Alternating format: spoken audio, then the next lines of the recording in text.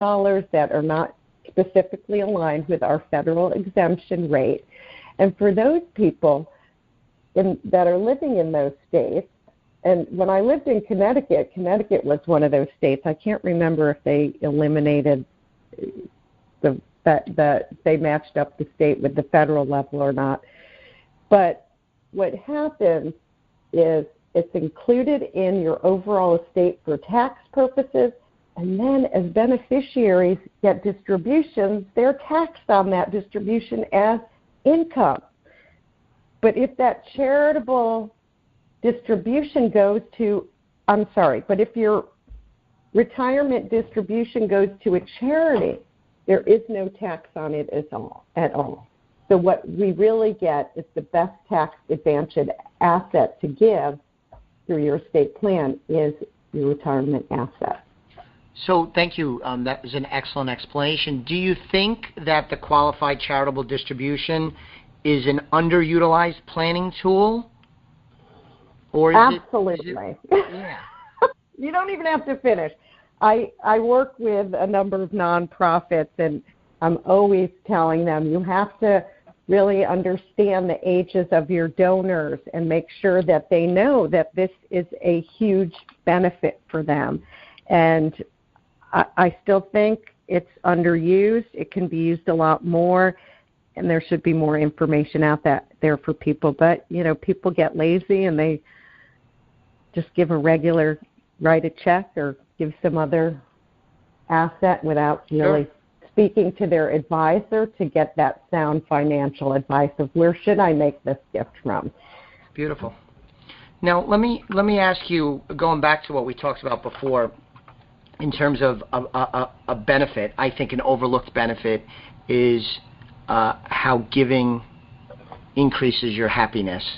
What are some of the common motivations that lead people to donate to charity? Because I don't think a lot of people go to their advisor or their attorney or anybody else for that matter and say, boy, I want to give some money today so that I can have a happy day. So what are the motivating factors? What I've seen as motivating factors are those life events which changed you and where you want to make a difference in the world. What do you want to see continue, or what do you want to see go away? And when people are asked, most people really have a general sense of what matters to them. And one of the things I do, Chris, is I work with advisors to educate them on how do you have those charitable conversations? How do you find out what's near and dear to your client's heart? How do you pass down the core values that you have as a parent to your children?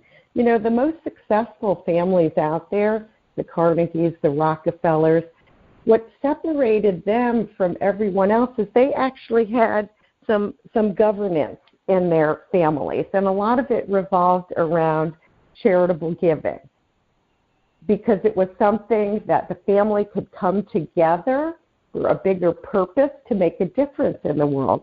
And what I love about charity and working with our clients is you as an advisor can set up the exact same thing and help your clients have a successful family through things like donor-advised funds and bring the family closer together so there's a discussion around governance and what our money means. And it's not just about me, but it's around us as a family and how we want to be remembered. So they're real powerful conversations that we can have with our clients. And when you look at the U.S. Trust study on high net worth individuals, although we think we're having those conversations as advisors, we're really not having them enough, not to our clients' satisfaction. So there's a lot more room for us to improve, to really get to know our clients' personal goals so we can help them effectively manage their personal wealth and their objectives, not just during their life, but after their life as well, so they can make a legacy that they never imagined. So that makes sense? Yeah, that was so wonderfully said, and I love the line, I'm paraphrasing, because it gives clarity in my mind where you said, people have an idea of what they want to see continued or what they would like to see stopped or changed. And that's a simple way to cut to the chase, if you will, of what would be important to someone, whether it's a veterans charity or some type of medical research and that kind of thing. So I think that was so well said. Well, thank you. And, a lot of that revolves around working with younger people, and millennials give completely differently.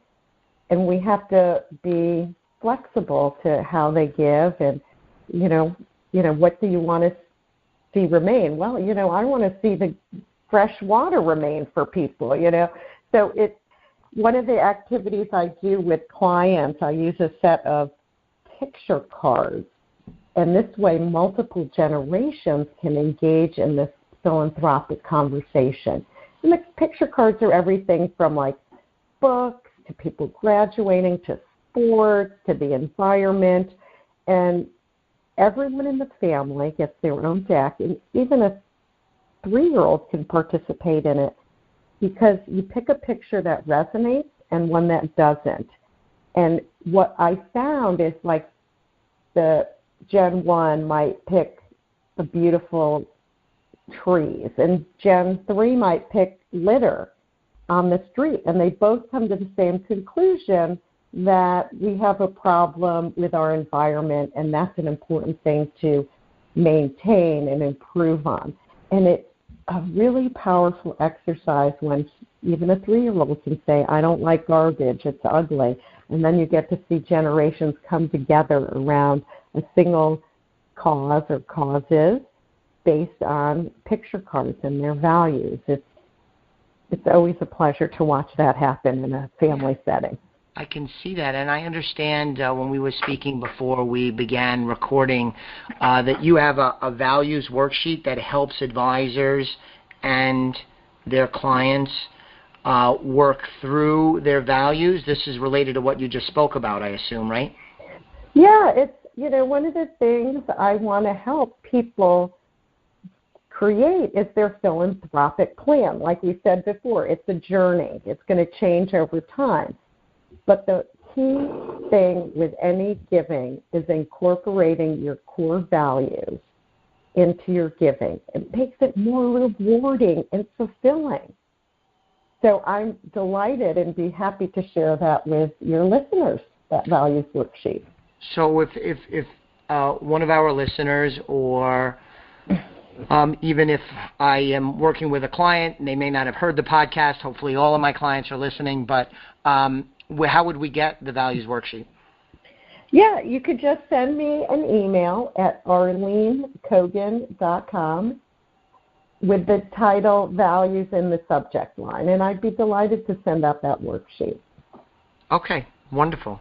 Wonderful. At what age, as we kind of wrap up, you mentioned children a few times, and a lot of what I look to is as far as being a parent. I have a child in college, and I have a 13-year-old in middle school, and so obviously they're not toddlers.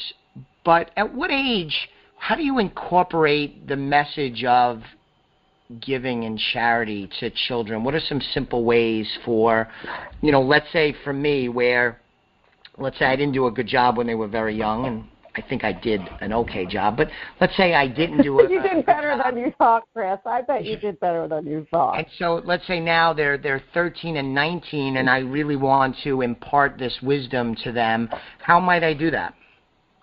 Okay, I'm going to take a step back before I get to the 13 and 19-year-old forgiving and share with you the paper bag game, which you could start when kids are literally, 2 and 3 years old, to teach gratitude and generosity and giving, if that's okay with you. Yeah, go ahead. All right. So I created the paper bag game because I had 2 daughters, 16 months apart, And, you know, we are a successful family. We live in a nice neighborhood. We have plenty.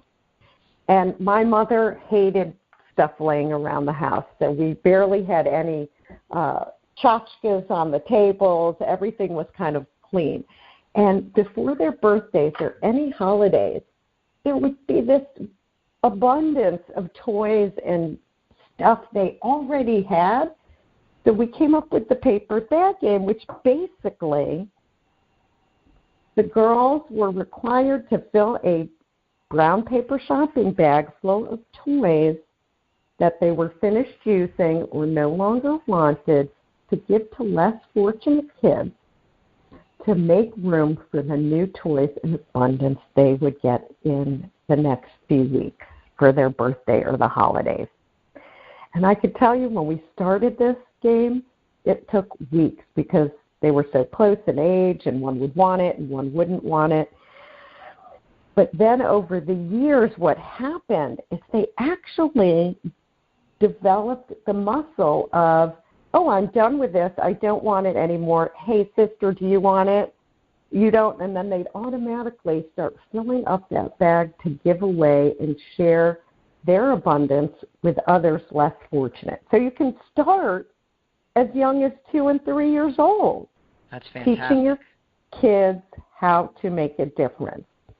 Now, when we look at other kids and as they get older, you know, for teenagers, that 13-year-old, what can you do to participate in community service or social activism projects in your neighborhood?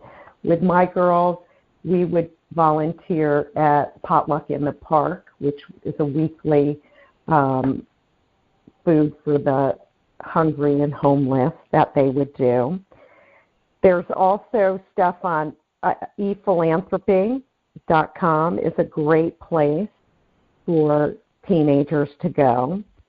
And then you can look at social conscious branding purchases. You know, you have Bombas, those socks, buy a pair of socks, they give socks, Tom's Shoes, Warby Parker. There are a lot of organizations out there. So when we're voting with our dollars by purchasing stuff, we're also making a difference. And that's great for teenagers to get involved in, and they start to understand how, you know, it's almost like investing, right? I'm investing in a company that's making a difference in our world. So there's a lot of good things around that. Those are good suggestions. And I like the paper bag game. That's a terrific little strategy that's simple but super effective, I bet. Super effective. Now, I mean, I'm an empty nester now, but there's still a bag in our garage that just gets filled. You know, it's an ongoing, oh, I'm done with this outfit or that outfit. And, you know, they automatically put in the books they're done reading. And it develops a great habit for them. Very nice. So if listeners wanted to get more information about you, where should they go? My website, arlenecogen.com. It's spelled ARLENECOG as in George, E as in Edward, N as in Nancy.com. Beautiful. Thank you so much for joining me today. I really enjoyed the discussion, and I hope we could work together in the future and collaborate on some good planning opportunities. That would be wonderful. I'm sure we have that in our future as well, and I look forward to it. It's been a pleasure to be on the podcast. Great. Thanks again, Arlene. My pleasure. The views expressed are not necessarily the opinion of SagePoint Financial Incorporated and should not be construed directly or indirectly as an offer to buy or sell any securities mentioned herein. Investing is subject to risks, including loss of principal invested.